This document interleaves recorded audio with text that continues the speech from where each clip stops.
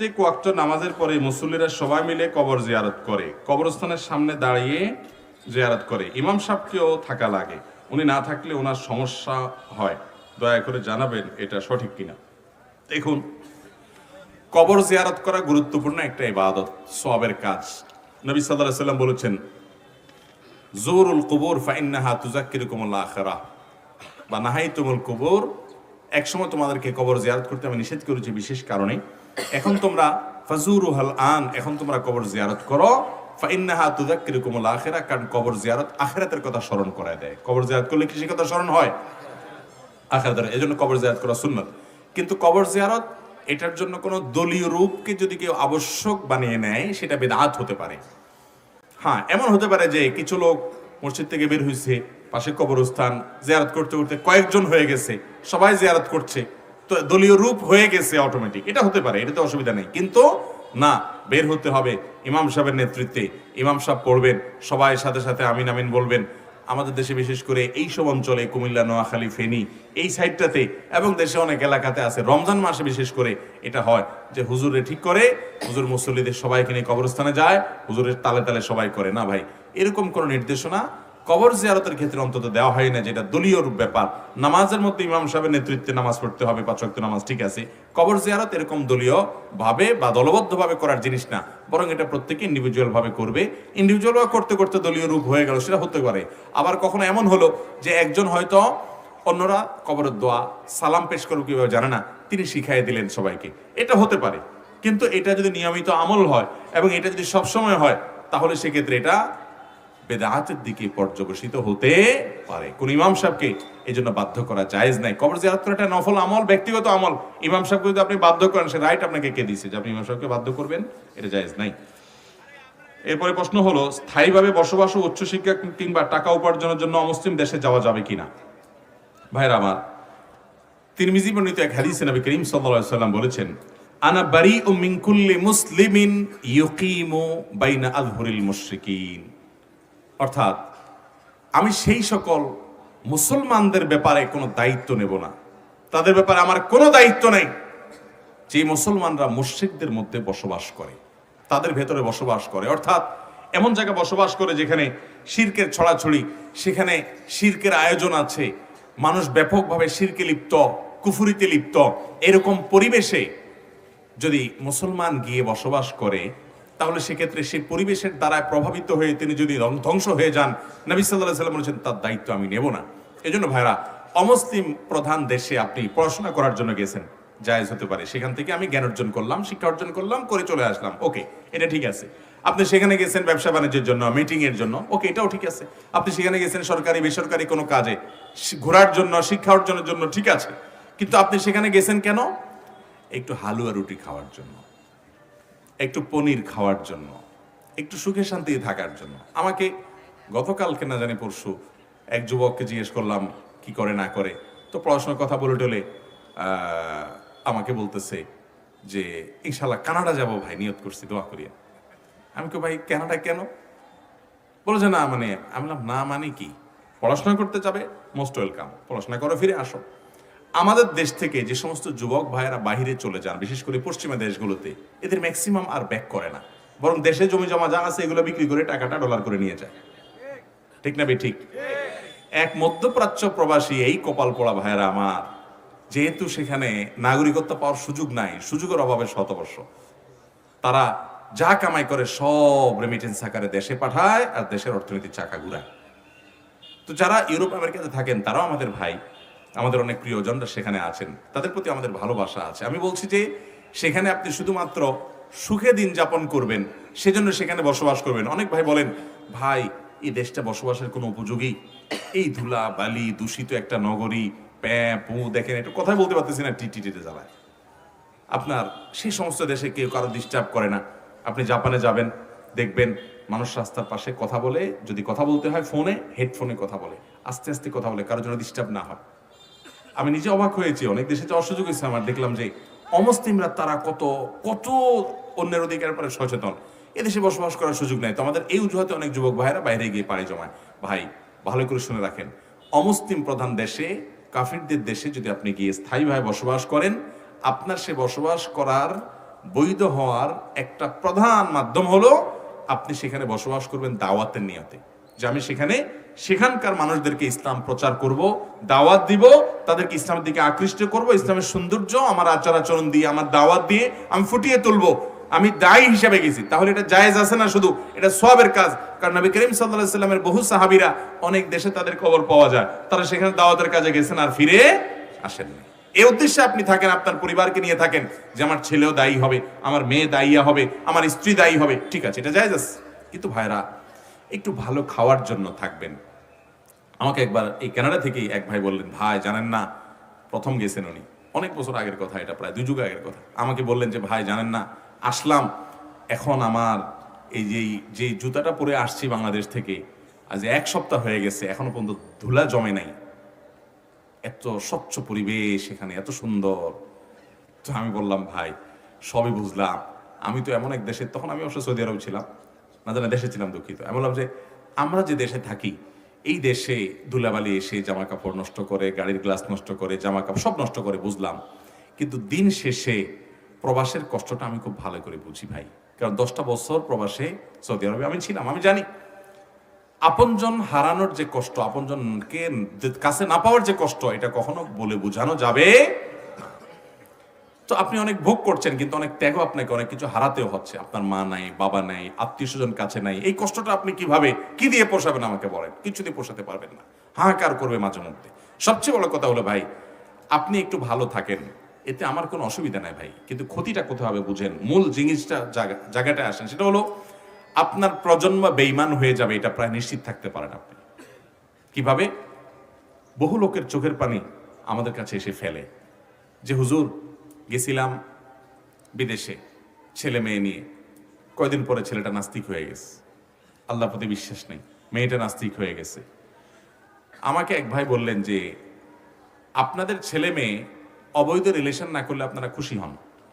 আমরা পশ্চিমা দুনিয়াতে এমন অনেক দেশ আছে, সেখানে অনেকে বসবাস করি, যে আমাদের ছেলে মেয়ে প্রেম করলে আমরা খুশি হই, আল্লাহর কাছে শুকর আদায় করি, আলহামদুলিল্লাহ বলি যে আমাদের ছেলেটা একটা মেয়ের সাথে একটা প্রেম করছে, সে গে হয় নাই, সমকামী হয় নাই, এই জন্য আমরা শুকর আদায় করি। মানুষ নামতে নামতে কোথায় নামে আপনি চিন্তা করেন?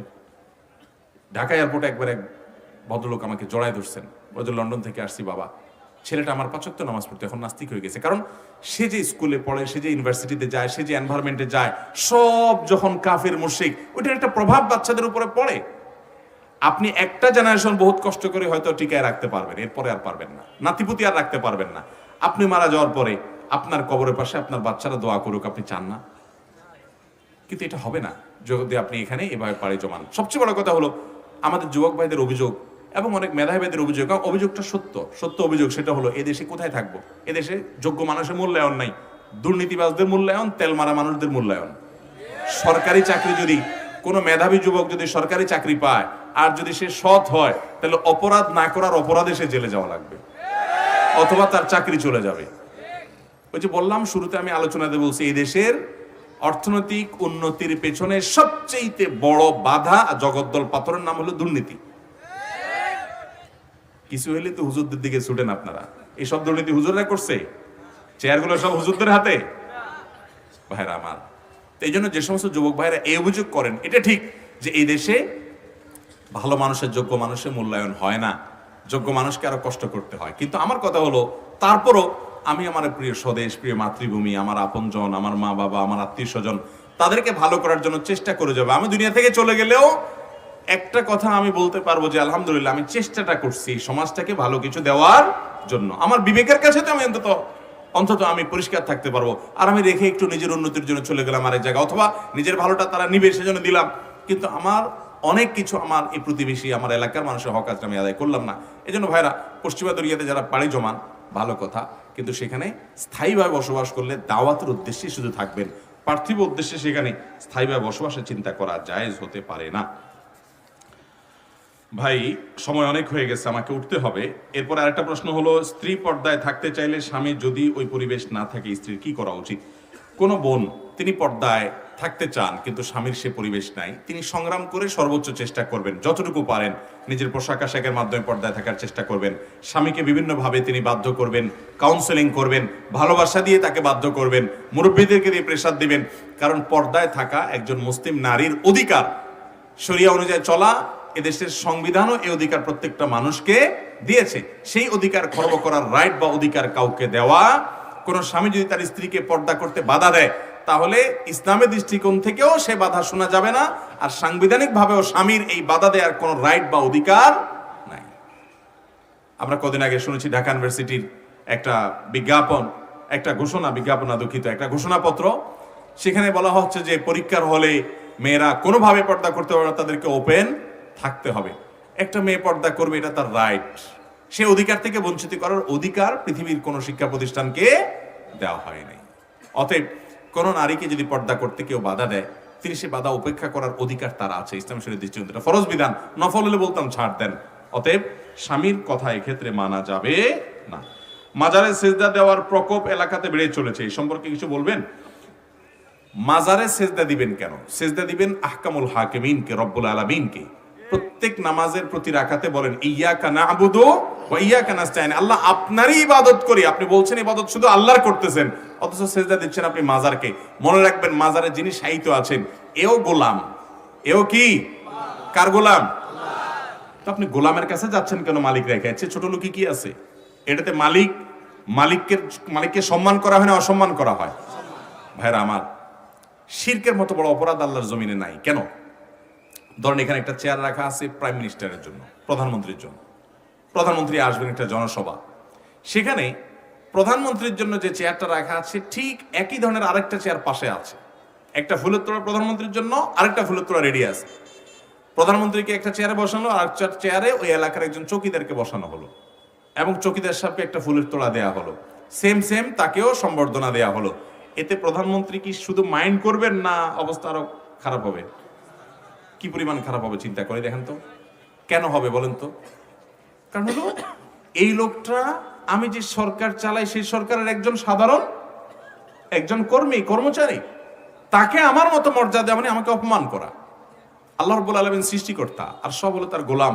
আল্লাহর গোলামকে আল্লাহর মতো মর্যাদা দেওয়া মানে হলো আল্লাহকে অপমান করার চেষ্টা করা। এই জন্য শিরক আল্লাহর জমিনে সবচেয়ে বড় অপরাধ। আপনি অন্য কোনো অপরাধ করলে এত বড় অপরাধী হবেন না, শিরকের অপরাধ করলে যত বড় অপরাধ হবেন, এবং এই অপরাধ করে তওবা ছাড়া মারা গেলে আল্লাহ মাফ করবেন না, কোরআনে আগাম ঘোষণা দিয়ে রাখছেন। এই কারণে ভাইরা আমার, এই কপাল ইমানদার, এই কপাল আল্লাহ ছাড়া আর কারোর সামনে শোভবে, সেটা কোনো কবরেও না, সেটা কোনো মাজারেও না, কোনো নবীকেও না, কোনো রাসূলকেও না, কোনো ওলিকেও না, কাউকে না। এই কপাল শুধু কার জন্য নিবেদিত হবে? আল্লাহর জন্য নিবেদিত হবে। ইমানদার এত ছোট নজরের হবে না। আল্লাহ তাআলা মানুষকে সম্মানিত করেছেন। শিরক হলো মানবতার অপমান, কারণ মানবতা তার রবকে সকল শ্রদ্ধা নিবেদন করবে। বিধায় কোনো মাজারে সিজদা করলে সাথে সাথে মানুষ বেঈমান হবে, ইসলাম থেকে বাইরে হয়ে যাবে। তওবা করে তাকে আবার ফেরত আসতে হবে ইসলাম। নামাজে মনোযোগ আনার জন্য আপনার প্রথম চ্যালেঞ্জ হবে, আমি কোনো হারাম উপার্জন করব না, হারাম ভক্ষণ করব না, হারাম থেকে বাঁচিয়ে থাকবো, নিজেকে নিজের পরিবারকে বাঁচাবো। হারাম উপার্জনকারী ইবাদতের স্বাদ পায় না ভাই। অনেক টাকা পয়সা কামাইছেন 2 নম্বর পথে, হালাল হারাম বাজ বিচার করা ছাড়া, বৈধ অবৈধ বিভিন্ন পথে, ইবাদতের স্বাদ আপনার জন্য না। ইবাদতের স্বাদ পেতে হলে হালাল উপার্জন করতে হয়। আল্লাহ তাআলা কোরআনের জন্য তার নবী রাসূলদেরকে বলেছেন, ইয়া আইয়ুহার রাসূল, হে রাসূলগণ, কুলু মিনাত তাইয়্যিবাত, হালাল খাও। এরপরে বলেছেন কি? ওয়া আমালু সলিহা, নেক আমল করো, ভালো কাজ পরে, আগে হালাল খাও। আর আমাদের সমাজে ইবলিস আমাদেরকে বলে কি, আরে আগে টাকা ধরে নিতে হয়। জওয়ান বয়সে চাকরি একটা পাইছস, ব্যবসা একটা করা শুরু করছস, হাত দিলেই খাঁচা টাকা আসে, একটু এদিক সেদিক করলেই হয়ে যাচ্ছে, লাল হয়ে যাবে, টাকা আগে কামায় এনে। আরে টাকা হইলে বাঘের মাথাও পাওয়া যায়, টাকা কামায় এনে। টাকা কামায় আঙ্গুল ফেলে কলা গাছ হয়ে যাচ্ছে, জায়গা কিনছে, বাড়ি করতেছে, গাড়ি করতেছে, ফ্ল্যাট করতেছে, প্লট করতেছে, একটার পর একটা আগাইতেছে, হনহনায়ের সামনে আগাচ্ছে। এরপরে যখন টাকা অনেক হয়ে যায়, এবার বিশাল পয়সাওয়ালা মানুষ, লম্বা একটা টুপি, মুখে কিছু দাড়ি, একটা জুব্বা, একটা হজ, কয়েকটা ওমরা, কিছু মসজিদ মাদ্রাসা, ইট সিমেন্ট বালু, কিছু মসজিদ মাদ্রাসা নিজে করে দিয়ে মাহফিলে লাখ লাখ টাকা দিয়ে দিল। হাজি সাহেবকে এখন সবাই মারহাবা দেয়, বক্তা সাহেব মারহাবা দেয়, খতিব সাহেব মারহাবা দেয়, হুজুর সাহেব মারহাবা দেয়, নারায়ে তাকবীর দেয়, উনি তো অনেক বড় হাজী সাহেব। অথচ হাজী সাহেব বলেন চোর, হাজী সাহেব বলেন ডাকাত, হাজী সাহেব হলো মানুষের রক্ত চোষা, হাজী সাহেব হলো হারামখোর, হাজী সাহেব হলো দুর্নীতিবাজ। এখন উনি হাজী সাহেব সাচ্ছেন। এই হাজী সাহেবের হাজিগিরি মানুষের কাছে চলবে, কারণ আমরা তো আর কেউ কারোর ব্যাকগ্রাউন্ড জানি না। কিন্তু আল্লাহর কাছে কোনো কিছু ধামা চাপা দেওয়া যাবে, সব আল্লাহ তাআলা জানেন। ভাইরা আমার, এই জন্য আল্লাহ আগে বলে দিয়েছেন, কুলু মিনাত তাইয়্যিবাত, হালাল খাও, হালাল উপার্জন করো, এরপরে নেক আমল করো। আমরা বলি না আগে কামাইনি, এরপরে শেষ বয়সে তসবিহ নিয়ে বসে যাব মসজিদে, মুয়াজ্জিন সাহেব ঠেলেও বাইর করতে পারবে না। যে দরজা লাগাবো, চাচা বাড়িতে যান, আরে ভাই এত অস্থির হয়ে গেছে, এটা আল্লাহরও ডাকতে পারি না। এখন উনি আল্লাহ ডাকা শুরু করছেন, পয়সা কড়ি কামাই। ভাইরা আমার, এই জন্য আমরা দুর্নীতিমুক্ত বাংলাদেশ গড়তে হলে আমাদের যুবক তরুণ ভাইদেরকে শপথ করতে হবে, আমি অবৈধ কোনো কম্পিটিশন করব না, অবৈধ কোনো প্রতিযোগিতা করব না। আমার বাবা মা, আমার স্ত্রী পরিবারকে বোঝাতে হবে আমি ডাল ভাত খেয়ে থাকবো, আমি দুর্নীতি করব না, অন্যায় করব না, অবৈধ উপার্জন করব না, ইনশাআল্লাহ। আমাদের এই প্রিয় স্বদেশ, এটা সোনার বাংলাদেশ হওয়ার পথে সবচেয়ে বড় বাধা হলো এই দুর্নীতি। এর চেয়ে বড় কোনো বাধা নাই। এই একটা অপরাধের লাগাম যদি আমাদের সর্বোচ্চ চেয়ার থেকে সর্বনিম্ন চেয়ার পর্যন্ত যদি আমরা ধরতে পারতাম, আমাদের সবাই যদি আমরা সততা, নীতি নৈতিকতা এটা আমাদের মধ্যে আসতো, তাহলে এই দেশটা সোনার বাংলাদেশ হতে আর সময় লাগতো। আল্লাহ তাআলা আমাদের প্রিয় স্বদেশকে দুর্নীতিমুক্ত একটা সুন্দর, একটা সুখী, একটা সমৃদ্ধ দেশ হিসাবে গড়ে তোলার তৌফিক আমাদেরকে দান করুন। এজন্য ভাইরা আমার, লোভকে জয় করতে হবে, লোভ নিয়ন্ত্রণ করতে হবে, লোভকে প্রশ্রয় দেওয়া যাবে না। আল্লাহ আমাদেরকে তৌফিক দান করুন। নামাজে মনোযোগের জন্য ভাই, 1 নম্বরের শর্ত হলো হালাল উপার্জন। আপনি দুনিয়াও চাইবেন, আখিরাতও চাইবেন। হ্যাঁ, দুনিয়া হালাল উপার্জন করে যদি আপনি কোটিপতি হয়ে যান, কোনো অসুবিধা নাই। আল্লাহর অনেক বান্দা আছেন কোটি কোটি টাকার বিজনেস হোল্ডার, অনেক বড় বড় পদে আল্লাহ নিয়ে গেছেন, অনেক বড় বড় সরকারি কর্মকর্তা আছে, ব্যক্তিগতভাবে আমি চিনি, অনেক বড় বড় কর্মকর্তা আছেন। 1 পয়সা জীবনে করে দিন 2 নম্বর পথে কামান নাই। আল্লাহর এরকম বহু বান্দা এখনো আছে, পরিমাণে কম, এই সংখ্যাটা বাড়াতে হবে, সেটাই আমাদের দায়িত্ব। মুশকিল হলো আশপাশের লোকজন, সমস্যা হলো আশেপাশের লোকজন। আপনি সৎ থাকতে চাইবেন, অন্য সবার কথা বাদ দেন, আপনার বাপ মাই বলবে, বাবা এইভাবে কি দুনিয়া চলে রে বাপ, অমুকের ছেলে দেখোস না বাজারে জমি রাখছে, ক্ষেত খামার সব কিনে ফেলাইতেছে, হ্যাঁ, দোতলা করার পর 3 তলার জন্য রড বাইর করে দিছে, দেখোস না। এসব কে বলে?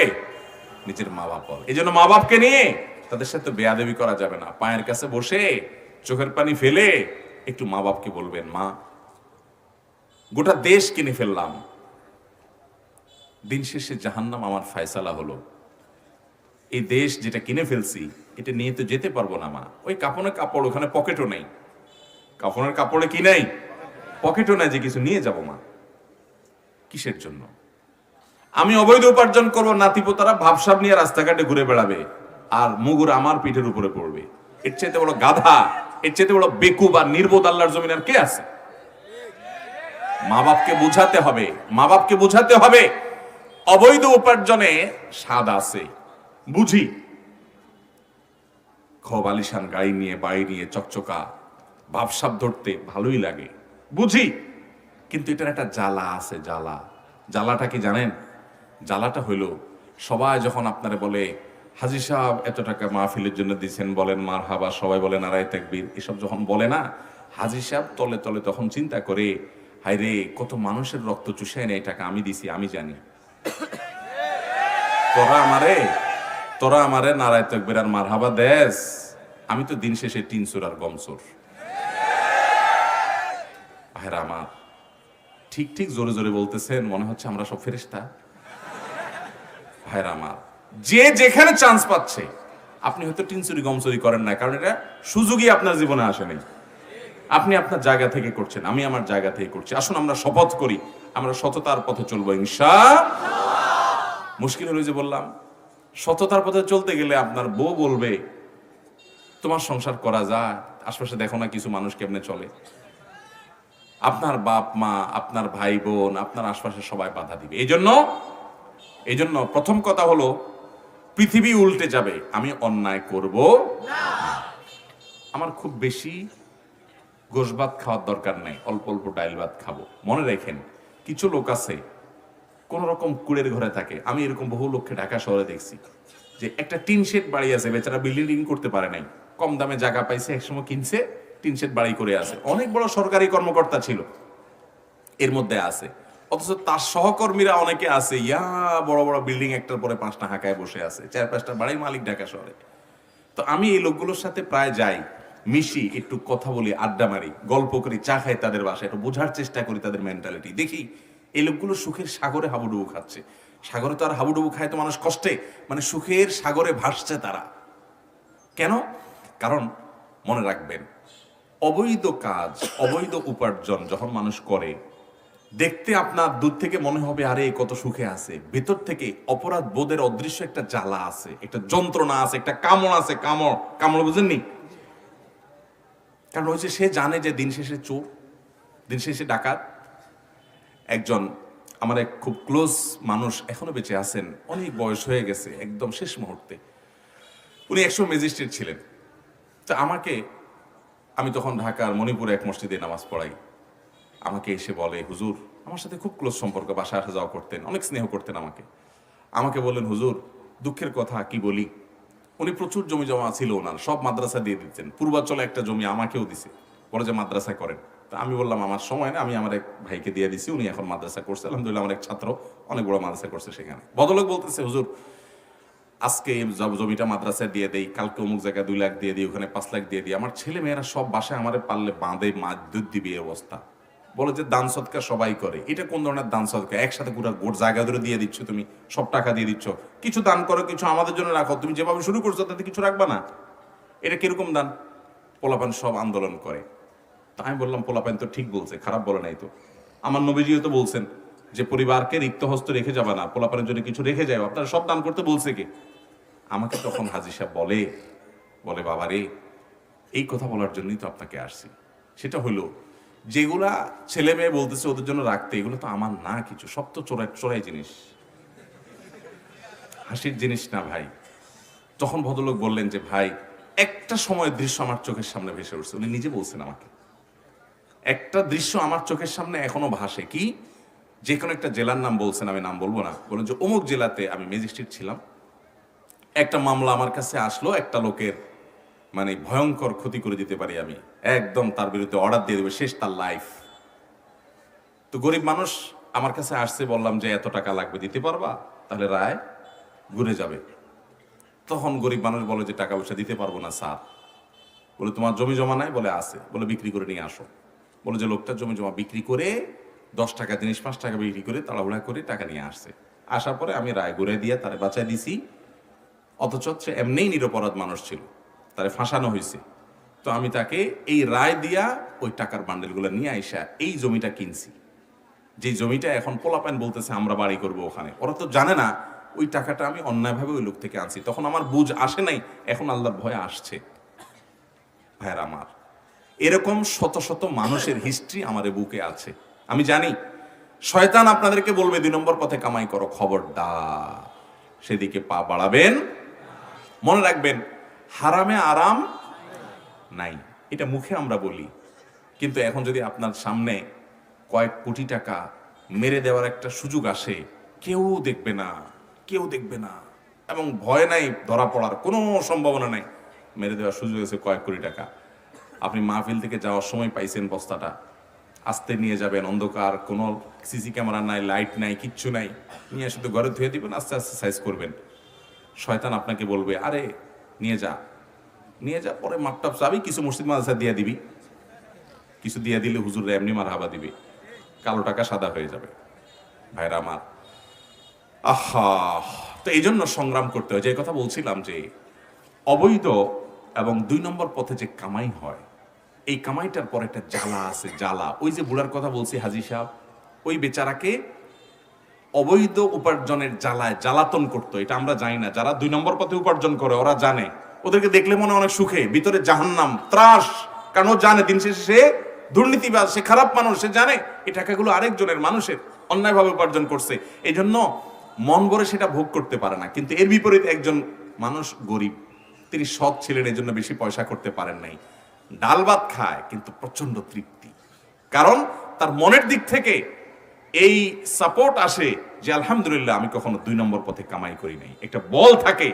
এই জন্য নবী সাল্লাল্লাহু আলাইহি ওয়াসাল্লাম বলেছেন লাইসাল গিনা বিকাসরাতিল আরজ, অনেক সম্পদের মালিক হওয়ার নাম ধনী হওয়া নয়, ওয়ালাকিন্নাল গিনা গিনান নাফস, ধনী হওয়া হলো যার মনের দিক থেকে ধনী। মনের দিক থেকে ধনী মানে সে জানে তার মনে কোনো দুর্বলতা নাই, সুখী সে, ওই সম্পদের মালিক হওয়ার নাম সুখ হতে পারে না। অতএব সৎ পথে চলবো তো ইনশাআল্লাহ।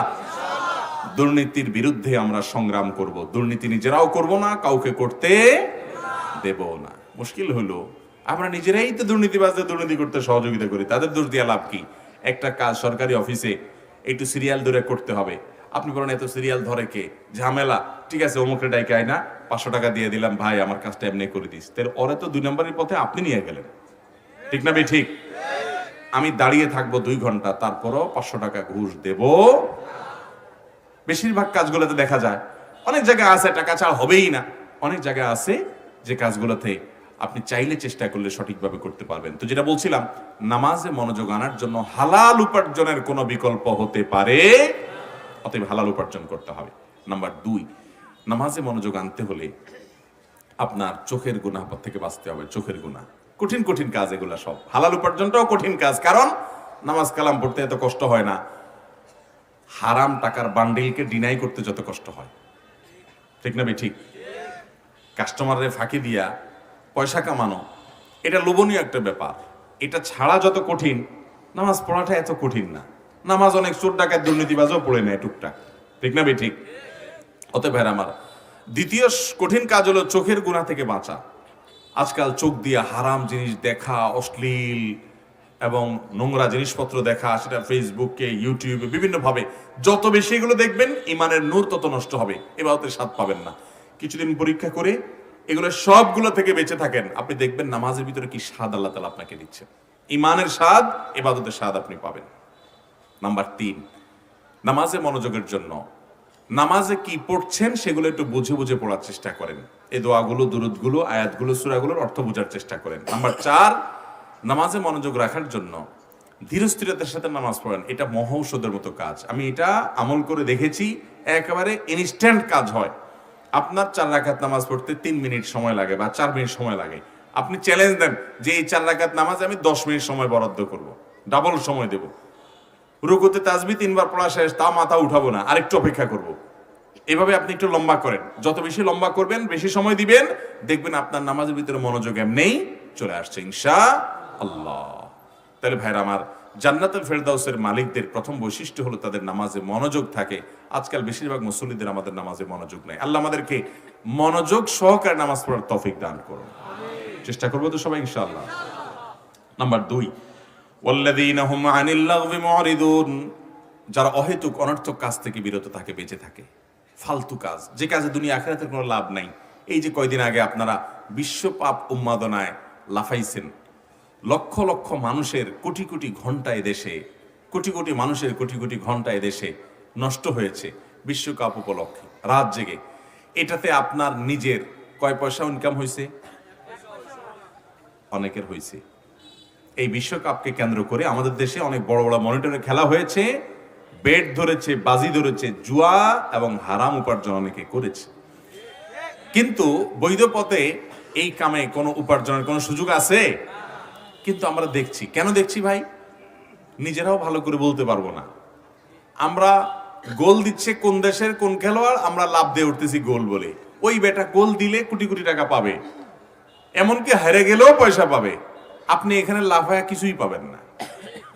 কিন্তু সেই কাজটা আমরা করছি কি করি নাই? এরপর যুবক বলেন, বৃদ্ধ বলেন, বৃদ্ধদের দেখেন শয়তান সবার জন্য কিছু কিছু আইটেম রাখে। ওই যে চিরশত্রু, সে তো আপনার জান্নাতে যেতে দিবে না, সে আপনাকে জান্নাতে দিবে না। ভালো কাজে দেখবেন নামাজে কেন এত বাজে কথা মনে আসে? কারণ যে ইবলিস, আপনি অন্য কোনো জায়গায় এত বাজে কথা মনে আসে না, যেটা নামাজের মধ্যে মনে আসে, কারণ সে জানে নামাজে মনোযোগ থাকলে জান্নাতে চলে যাবেন। এটা যেন যেতে না পারে, এই জন্য সে নামাজের ভিতরে যত ফালতু চিন্তা আছে সবাই না আপনার সামনে হাজির করে দেয়।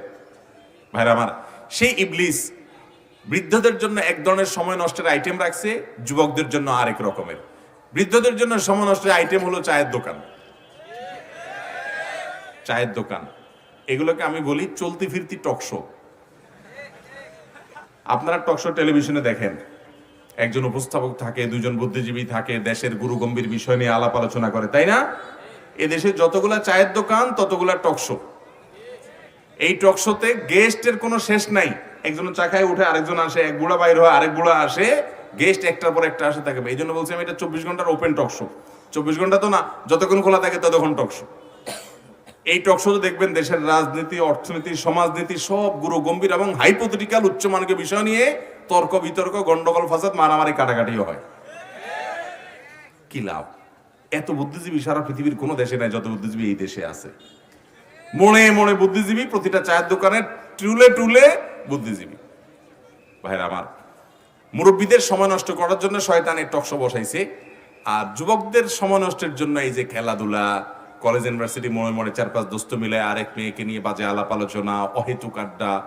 আল্লাহ তাআলা আমাদেরকে রক্ষা করুন। জান্নাতুল ফেরদাউসের মালিক হওয়ার জন্য ওয়াল্লাযীনা হুম আনিল লাগwi মুরিদুন, যারা অনর্থক অহেতুক কাজ থেকে বিরত থাকে তারা জান্নাতুল ফেরদাউসের মালিক হবে। অতএব বেহুদা কাজ ছাড়বো তো ইনশাআল্লাহ। নাম্বার 3, ওয়াল্লাযীনা হুম লিয-যাকাতি ফাইলুন।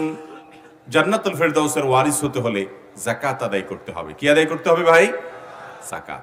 যাকাত এটা আজকাল অনেক মানুষের উপরে আবশ্যক, আমরা জানি না। আমরা মনে করি কোটি কোটি টাকার মালিক হলে, লাখপতি, মিলিয়নিয়ার, বিলিয়নিয়ার হলে বোধহয় যাকাত আসে না। ভাই, যাকাত আসার জন্য 595 গ্রাম রূপা, যেটাকে 52.5 তোলা বলেন, এই 52.5 তোলা রূপা কেনার মতো টাকা আপনার কাছে জমা আছে।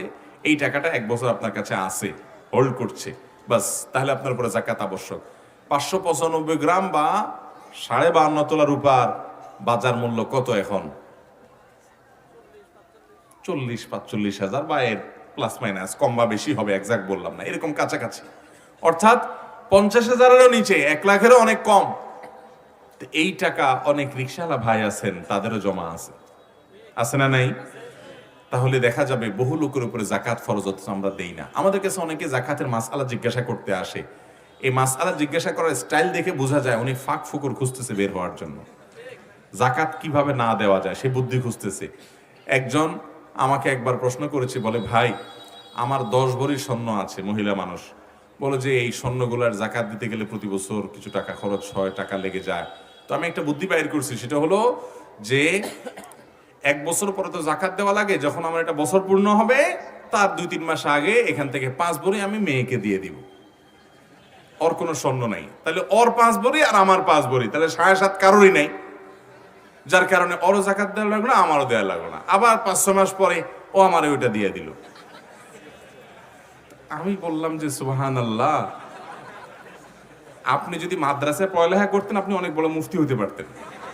মাথায় এত বুদ্ধি মাশাআল্লাহ, ফাঁকি দেওয়ার জন্য। ভাইরা আমার, যারা যাকাত দেয়াটাকে বোঝা মনে করছেন, শুনে রাখেন, নবী করিম সাল্লাল্লাহু আলাইহি ওয়াসাল্লাম বলেছেন কিয়ামতের আগে একটা সময় আসবে যে মানুষ যাকাত দেওয়াটাকে জরিমানা মনে করবে, অর্থদণ্ড মনে করবে, এটাকে লস প্রজেক্ট মনে করবে। আরে ভাই, যাকাত দিচ্ছেন মানে তো আপনার আখিরাতে এটা জমা হচ্ছে, এটা তো আপনার লসের কিছু নাই। যত বেশি যাকাত দেওয়া লাগবে তত আপনার ভালো, কারণ সম্পদ যেটা আপনি উপার্জন করছেন এটা নিজে খেয়ে ফেলছেন, এটা আপনার হয়ে গেল। আর যেটা দান করছেন সেটাও আপনার হয়ে গেল, আখিরাতের জন্য জমা হয়ে গেল। আর এছাড়া যেটা আছে এটা সব মানুষের, আপনার মরাপরা সব ভাগযোগ করে নিয়ে যাবে। তাহলে আপনার চেয়ে বোকা এবং নির্বোধ কে হতে পারে যে আপনি মানুষের জন্য সব রেখে চলে যাচ্ছেন? অতএব যাকাত দেব তো ইনশাআল্লাহ হিসাব করে করে। যাকাতকে যারা অর্থদণ্ড মনে করে, জরিমানা মনে করে, এটাকে লস মনে করে, তারা বোকার স্বর্গে বাস করছে, তারা ভুলের মধ্যে আছে। যাকাতকে কখনো এটাকে জরিমানা মনে করা যাবে না। আপনার অনেক খরচ আছে, নিয়মিত দান করা হয় না, একুশিলা প্রতি বছর কিছু টাকা আপনি দান করছেন, আলহামদুলিল্লাহ, এটা একটা সওয়াবের কাজ। অনেকে প্রশ্ন করে, ভাই ব্যাংকে আমার 5 লাখ টাকা ফেলে রাখছে, মেয়ের বিয়েতে লাগবে, ছেলের পড়াশোনায় লাগবে, অমুক কাজে লাগবে, এটা তো আমার ব্যবসার উদ্দেশ্য নাই, এই টাকারও কি যাকাত দিতে হবে? যখন আমরা বলি হ্যাঁ, বছর অতিক্রম করলে, 1 বছর ধরে পড়ে থাকলে যাকাত দিতে হবে, তো বলবে ভাই তাহলে তো এটা আমার লস হয়ে গেল, আমার তো কোনো ব্যবসা নেই। ভাই, এই টাকাটা ব্যাংকে যদি রাখেন, ব্যাংক আপনাকে 10 লাখ টাকার বেশি যদি রাখেন, যে টাকায় রাখেন, এই টাকা রাখার কারণে ব্যাংকে যে টাকাটা রাখছেন সেজন্য তারা বছর একটা সার্ভিস ফি কাটবে কি কাটবে না? কাটবে না একটা সার্ভিস ফি? তো তো ব্যাংকে সার্ভিস ফি দেওয়ার সময় তো আপনার এটা মনে হয় না যে আমি তো কোনো লাভ করতেছি না, বেচারা ব্যাংক আমার কাছ থেকে কেন সার্ভিস ফি কাটবে। তো ওইটা যেরকম দিচ্ছেন ঠিক একইভাবে ওয়াফি আমওয়ালিহিম হাক্কুল লিসসাইলি মাহরুম, আপনার সম্পদে গরিব অভাবীদের অধিকার আছে। ওখানে 2.5% হারে যে জাকাত আপনি দিচ্ছেন, এই সবগুলো জাকাত দিচ্ছেন মনে হচ্ছে উপর দিয়ে, এটা মূলত আপনার আখিরাতের অ্যাকাউন্টে জমা করতেছেন। যত বেশি দিবেন তত বেশি আপনার লাভ, যেটা আছে এটার চেয়ে যেটা গেছে সেটা বেশি লাভজনক। আল্লাহ তাআলা আমাদেরকে বুঝার তৌফিক দান করুন। অতএব ভাইরা আমার, আমরা অনেকে আছে হিসাব করলে জাকাত আমাদের বেশিরভাগ মানুষের উপরে ফরজ, অনেক রিকশার ভাইদের উপরে জাকাত ফরজ হয়ে যায়, অনেক কাজের বুয়া আছে আস্তে আস্তে টাকা বেড়েক হয়ে গেছে, মাশাআল্লাহ উনি জাকাত দেওয়ার মতো মানুষ। অনেক লোক আছে ভিক্ষা করে রাস্তা, ভালো করে ধরে বসে যদি জিজ্ঞেস করেন কত কি আছে না আছে, বহু ভিক্ষুক বাইর হবে যে ওনারও জাকাত ফরজ হয়ে বসে আছে। ঠিক না ভাই? ঠিক ভাইরা আমার, অতএব জাকাত হিসাব করে দিতে হবে, এটাকে জরিমানা মনে করা যাবে না। এটা জান্নাতি লোকদের অন্যতম গুরুত্বপূর্ণ একটি পূর্ব শর্ত, একটা বৈশিষ্ট্য থাকতে হবে তাদের, যে তারা জাকাত দিবে। নাম্বার 4, ওয়াল্লাযীনা হুম লিফুরুজিহিম হাফিজুন। এটা সবচেয়ে কঠিন পয়েন্ট, সবচেয়ে কঠিন পয়েন্ট। যারা নিজের ইজ্জতকে, সম্ভ্রমকে, লজ্জাস্থানকে হেফাজত করে, কন্ট্রোল করতে পারে, এই লোকগুলো জান্নাতে যাবে। এই যুগে এই কাজটার চাইতে কঠিন কাজ আর কোনটা যে নাই, এটা যুবকদের চাইতে আর কেউ ভালো বুঝবে না। নিজের ইজ্জত, সম্ভ্রম এটাকে হেফাজত করা, সেক্সুয়াল অপরাধে জড়িত না হওয়া, জেনা ব্যভিচার না করা, হারাম রিলেশন না করা কোনো মেয়ের সাথে, কোনো ছেলের সাথে কোনো মেয়ের, এর চাইতে কঠিন কাজ এই যুগে যুবকদের জন্য আরেকটা হতে পারে। কারণ চতুর্দিকে এই হারামের হাতছানি আমাদের যুবকদেরকে, তরুণ প্রজন্মকে শেষ করে ফেলছে। নাম দিছে প্রেম। কি সুন্দর একটা শব্দ, নাম দিছে কি? প্রেম। আবার এই 2 নম্বর কাজটাকে বৈধ করার জন্য আবার স্লোগান বাইর করছে, প্রেম পবিত্র জিনিস। আরেকটা স্লোগান হলো কি জানি, প্রেম জান্নাত হতে, স্বর্গ হতে এসেছে, এরকম কিছু শয়তানি কথাবার্তা আছে না? এগুলো সব কিন্তু ওই যে ইবলিসে সাপ্লাই করে, কারণ আপনাকে ধ্বংস করতে হবে, তো এই জন্য এই সমস্ত কথা সাপ্লাই করে। আরে ভাই, প্রেম বা ভালোবাসা যদি কোনো পুরুষের সাথে কোনো নারীর হয়, অর্থাৎ একজন পুরুষের সাথে অ্যাডাল্ট পুরুষ একজন অ্যাডাল্ট নারীর সাথে যদি কোনো সম্পর্ক হয় এবং সেটা যদি প্রেম বলা যায়, তো সেটা হবে একমাত্র বিয়ের পরে। বিয়ের আগেরটাকে আপনি প্রেম বললেও আদতে সেটা ভণ্ডামি, প্রেম বলে হলেও সেটা বাস্তবে কি ভণ্ডামি। কোন অর্থে বললাম? অনেক মুখলিস প্রেমিক আছে যে ইখলাসের সাথে প্রেম করে, মানে কোনো 2 নম্বর নিয়ত নাই। এটার সংখ্যা খুব কম না? হুজুর মানুষ বলে আরেকজন, না হুজুর মানুষ হলে সে আবার প্রেম করবে কেন? এটা 2 নম্বর হুজুর যদি করে। বিবাহ বহির্ভূত সম্পর্ক অনেকে করে যে হ্যাঁ ভালোবাসা উতরেতেছে, আসলে বেশিরভাগই হলো এগুলো ভাঁওতাবাজি ভাই। আমাদের মেয়েরাও বোঝার চেষ্টা করে না, ছেলেরাও বোঝার চেষ্টা করে না। এগুলো বেশিরভাগ ক্ষেত্রে মেয়েদের হলো ফুচকা, চটপটি আর এই চীনাবাদাম, বুট আর ওই চাইনিজ ইত্যাদি খাওয়া, এগুলো হলো ধান্দা। আর ছেলেদের হলো বদমাইশি করা আর ফুসনষ্টি করা। 2 পক্ষ 2টা ধান্দা মাথায় রাখছে, এটার নাম দিছে কি? প্রেম। আরে মিয়া, প্রেম তো হবে স্বামীর সাথে স্ত্রীর। আপনার যদি কোনো গার্লফ্রেন্ড থেকে থাকে তো সে তো আপনার স্ত্রী। কারো কোনো ভদ্র মহিলার কোনো মেয়ের যদি প্রকৃত অর্থে কোনো বয়ফ্রেন্ড থেকে থাকে সে তো তার স্বামী। এই জন্য তথাকথিত প্রেম, যেটাতে আপনার নাম দিয়েছেন, আমি এটা প্রেম বলতে নারাজ, এই প্রেম নামক এই ভণ্ডামি, এই পাগলামো এবং বয়সের একটা মাতলামো, এটা এই পাগলামোটা যারা করেন, এটা কয়টা বিয়ে পর্যন্ত টিকে বলেন তো? মানে শতকরা 1000-এ কয়টা বিয়ে পর্যন্ত টিকে? কারণটা কি? কারণ হলো ওই যে সব তো ধান্দা ফান্দা শেষ, প্রত্যেকে যার যার রাস্তা ধরে। আইসা হুজুরের কাছে কানে কানে বলে, হুজুর মহিলা মাদ্রাসার একটা মেয়ে দেখবেন আমার জন্য। ওখানে আকাম কুকাম করে আইসা ওরে চটপটি খাওয়াই আইসা হুজুরের কাছে কানে কানে কি চায়? মহিলা মাদ্রাসার একটা পর্দানসীন মেয়ে দেখবেন হুজুর আমার জন্য। গল্লি টাওয়ার ঠিক আছে, পাগল হলে কি হবে? ভাইরা আমার, চরিত্রকে হেফাজত করার মতো কঠিন কাজ আর কিছু নাই। আমি যুবকদেরকে বলি, ভাই সব যুবকরা এই নোংরামিতে গা ভাসাচ্ছে, বদমাইশি করছে, লাম্পট্য করছে। আপনি সংগ্রাম করার শপথ গ্রহণ করেন যে না, আমার চরিত্রে আমি কালিমা লাগতে দেব। ইতিমধ্যে যেটা লেগে গেছে তার জন্য আল্লাহর কাছে মাপ চাইবো। আমার সকল ভালোবাসা এই বুক ভরা সকল ভালোবাসাকে জমাবো, আমি জমাতে থাকবো। আমার বন্ধুরা সব 2 নাম্বারই করে দেখবো, ওদেরকে বলবো তোরা কর, আমারটা আমি জমাইতেছি। কার জন্য? বইয়ের জন্য, নিজের বৈধ স্ত্রীর জন্য। তাকে সব নিবেদন করবেন। আল্লাহ তাআলা আমাদের যুবক ভাইদের চরিত্র হেফাজত করার তৌফিক দান করুন। এক একটা কয়েকটার সাথে সম্পর্ক করে তলে তলে।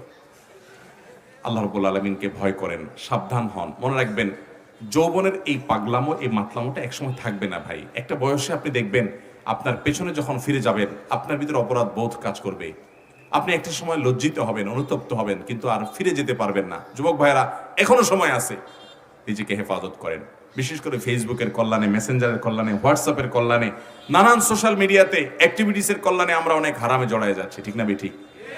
ওয়াল্লাযীনা হুম লিফুরুজিহিম হাফিজুন। ভাইরা, আল্লাহ তাআলার কাছে জান্নাত পাবেন, হুর আইন পাবেন, জান্নাতে হুর লাভ করবেন, অনন্ত অসীমকালের সুখ পাবেন। সেই সুখ কখনো আর কেউ ছিনিয়ে নিতে পারবে না। দুনিয়াতে পেরেশানি আছে, সেখানে কোনো পেরেশানি থাকবে না। এখানকার প্রাপ্তির জন্য স্ট্রাগল হয়ে যে কিন্ডারগার্টেন থেকে নিয়ে শুরু করে সচিব হওয়া পর্যন্ত অনেক স্ট্রাগল করতে হয়। পাবেন কিনা সুখ জানেন না, পেয়ে গেলেও সেটা মুহূর্তের ভিতরে শেষ, দুনিয়া ছেড়ে চলে যেতে হয়। স্থায়িত্ব নাই, প্রাপ্তির নিশ্চয়তা নাই, তৃপ্তির স্থায়িত্ব নাই। আর সেখানে প্রাপ্তির নিশ্চয়তা আছে, তৃপ্তির স্থায়িত্ব আছে। সেই নেয়ামতের আশায় আল্লাহর নিষিদ্ধ পথ থেকে বেঁচে থাকেন, জান্নাতের পথে থাকেন। সব যুবকরা অপকর্ম করুক, আপনার সংগ্রাম হবে আমি আমার চরিত্রে কালিমা লাগতে দেব না। আল্লাহ আমাদের যুবক ভাইদেরকে হেফাজত থাকার তৌফিক দান করুন। চ্যালেঞ্জ নেবেন তো ইনশাআল্লাহ? আমি প্রায় সময় বলার চেষ্টা করি, ভাই, স্রোতের তালে গা ভাসানোর জন্য কোনো যোগ্যতা লাগে না। এটা মরা কাষ্ঠও করতে পারে। একটা গাছ, মরা গাছ আপনি ফেলে দিলেন পানিতে, বা জেতা গাছ আপনি উফড়ে পানিতে ফেলে দিলেন, স্রোতের তালে তালে বিশাল বড় গাছ এটাও চলে যেতে পারবে। স্রোতের উল্টা দিকে চলতে হলে প্রাণী হতে হয়। একটা ছোট মাছের বাচ্চা দেখবেন স্রোতের উল্টা দিকে লেজ নেড়ে নেড়ে চেষ্টা করে যাওয়ার। ভাইরা আমার, স্রোতের তালে গা ভাসানোর জন্য যোগ্যতা লাগে না। সব যুবকরা ফুসফুসটি করছে, তাদের প্রত্যেকের জীবনে একাধিক প্রেম আছে, হারাম রিলেশন আছে, সম্পর্ক আছে। আপনি ইউনিক যুবক হন, জান্নাতে যাবেই হলো ইউনিক মানুষগুলো না। আমি নোংরামি করবো না ইনশাআল্লাহ। আমার চোখকে হেফাজত করব, বৈধ ভালোবাসার জন্য অপেক্ষা করব, এখন পড়াশোনা করব, ক্যারিয়ার গড়ব, বাবা মাকে সময় দিব, ভালো ভালো কাজ করব, বদমাইশি এবং নোংরামি দিয়ে আমার যৌবনকে আমি নষ্ট করব না।